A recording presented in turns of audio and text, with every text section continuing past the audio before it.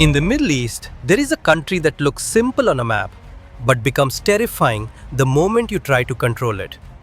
Iran is not an open plain waiting to be crossed. It is a fortress of mountains, deserts, and high interior land, with much of the country sitting above 1,500 feet and a significant part rising even higher. Britannica describes Iran's landscape as a central plateau ringed by massive mountain ranges with access to the interior forced through high passes. That kind of geography does not just slow an army down, it punishes it. Now imagine an invading force trying to move through that terrain. Every supply line becomes longer. Every convoy becomes more vulnerable. Every road becomes a choke point. This is not the kind of country you conquer in a weekend, and it is not the kind of country you subdue with one strike. The land itself fights back. The mountains hide defenses. The plateau stretches the battlefield. The deserts drain momentum. And the farther an enemy moves inside Iran, the more the invasion begins to consume itself.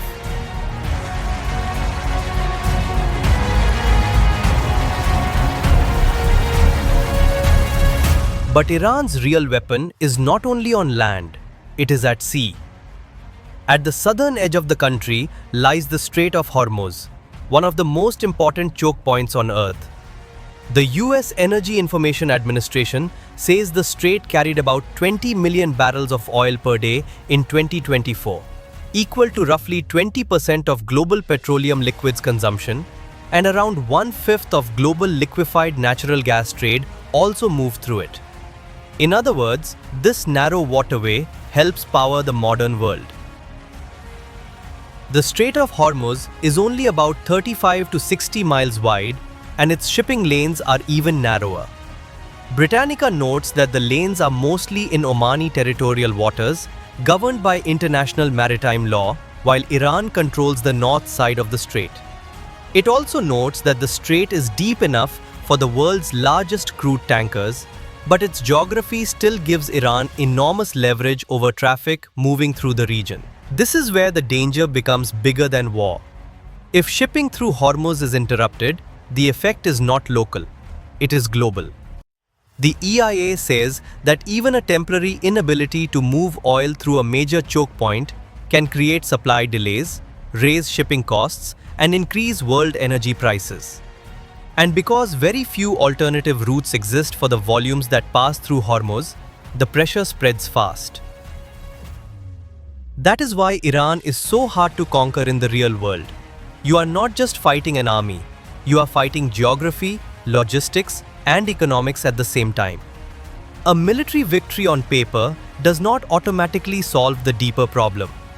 Even if an enemy could strike deep inside the country, it would still have to deal with the wider system around Iran, the mountains that slow movement, the desert that stretches supply lines, and the strait that can shake oil markets far beyond the region.